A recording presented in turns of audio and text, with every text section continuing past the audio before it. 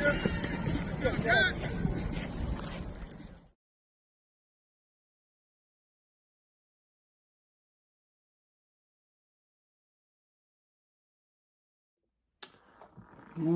good, Commanders fans? Rookie Minicamp Day 2 recap. This is going to be a super quick video here.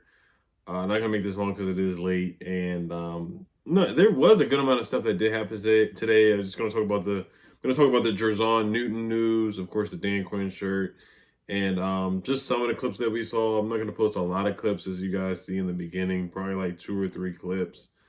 But just some stuff that Dan Quinn said in his opening press conference before the start of practice. So let's talk about the quote about Jon Newton. Let's talk about the concern level of the foot injury. So of course we know he had the Jones fracture in his, I don't know if it's left or right foot, but actually there's a picture of it that I took. I can't remember whether it's the left or right foot, but so this is Dan Quinn's answer. So I'm gonna just say, am I concerned about it?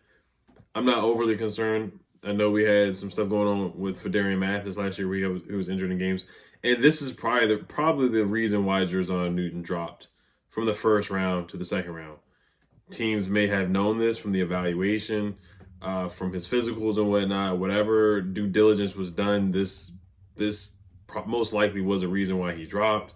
I saw some Falcons fans getting excited about this because they traded up for Rohoho or whatever his name, or Ruru, and trying to justify why they did not take Jon Newton when they could have. So, you know, I think it's a good swing. I don't want this to be a Bryce Love situation. It's totally different because Bryce Love tore his ACL, so I'm not even going to really compare it to that either. But that was the last time he really took a swing on a guy that was injured. And Jon Newton played through the injury of the Jones fracture too. So it's 2 different situations.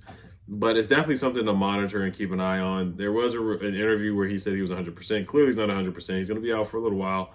But I do think he's going to be ready for game 1 in September. Like I said, I'm not a doctor, so I'm not going to project too much. But it is a little concerning. Like I said, this is rookie year. So we'll see what happens. But this is what Dan Quinn had to say. Of course, if nobody asked him about Jon Newton, he probably would not have given an answer. Because he says, yeah, I'm glad that you brought that up. He definitely would not have came out and said this. But so this is his answer. It's a quote. So yeah, I'm glad that you brought that up. I meant to hit that earlier with Johnny. So that the foot that he had the procedure done is actually doing really well. So that's good news.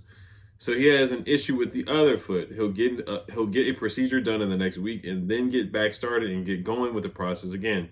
But man, do we have high hopes for him? Like, he is such a kick ass competitor. So in some ways, when you have to get a procedure done, better to do it early, that this didn't happen in the end of August or September where it sets you back. So the fact that it's happening now, much better to get that organized first. Also, on if it's the same issue as the other foot and on how long he will be out. Dan Quinn says, quote, correct. I'm not giving any timelines for that. We'll get right into him getting the procedure and get started. Knowing him, this is one tough customer. So like it will be likely slowed down, then hurry up. End of what he had to say about Jon Newton. So Jon Newton's very talented, man. He played a lot of snaps last year in college.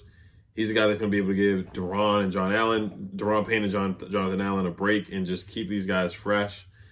Just a bunch of pass rushing, rotating, defensive tackle, pass rushing guys that can get to the quarterback. So that's why I'm super excited about Jon Newton. But yeah, I would definitely keep an eye on his health for sure. And just be alert. Just be alert. But I like I said, I think he'll be ready for week 1. But it's just something to keep an eye on for sure with Jon Newton. So I know people can panic because of what happened to Phidarian Mathis, him being out and guys just being out in the past, and just second round picks in general for this franchise. But it's a new day, it's a new regime, all that good stuff, different stuff like that going on. All right, so let's get to some other stuff. I'm looking at clips with like James Daniels and Sam Hartman on day 2 running drills. This is what Dan Quinn had to say about offensive tackle Braden Daniels. He said the team got a good look at Braden Daniels with the veterans earlier this offseason, but he's not eligible for rookie camp, even though he missed his entire rookie season. He also said that the foot on Jon Newton said the foot that had surgery is fine, but now it's the other foot that had an procedure coming up. I already talked about that. People talk about Cliff Kingsbury and his hat, the big hat that he had on. And then also the shirt. The shirt they had on, it had the skins feather on it. So he's just paying homage to the old school logo, the old skin logo. So that was pretty cool. People are excited about that. This is not a sanctioned team shirt. It's not a shirt that they've been selling in the stores or like a Nike shirt or anything like that. So that is intriguing. So it brought up a little bit of controversy there. So this is not being sold in stores. It's online. If you look on Twitter, like every tweet for the Commanders that has come out, there's somebody posting like, hey, here's the link here for the shirt, basically trying to promote like bots and stuff, trying to promote the t-shirts. So shout out to whoever made the t-shirt. It's pretty cool. I hope they do get some type of money for that. And whether it's Teespring or wherever they're selling the shirt on, whatever site is on, I hope they do make some money, get their coins for sure. All right. So yeah, most of the new, also Dan Quinn on Jaden Daniels, he said, what you don't see on the tape is how much the guy loves football. He has that drive that says, I will not be stopped. So I love hearing that from Dan Quinn as well.